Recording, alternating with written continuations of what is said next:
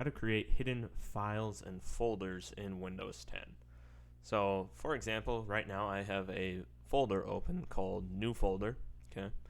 And right now there are 3 files in it that you cannot see, even though it says this folder is currently empty.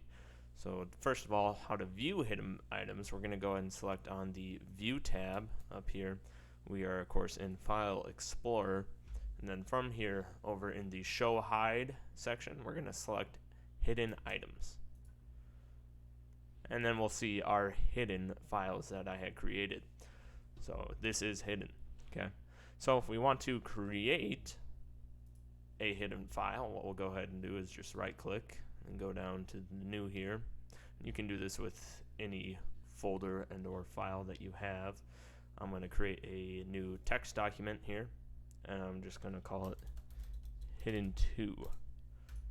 So you notice that right now it is not hidden, as if I select the hidden items checkbox again, the hidden items return, and if I uncheck it, you'll notice that hidden 2 is still visible.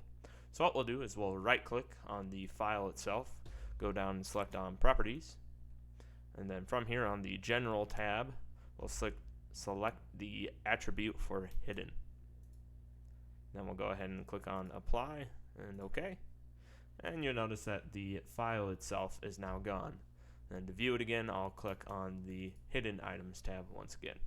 So this is good if you are using a shared account on your Windows 10 desktop and you might have an item or folder that you might not want a child to get into.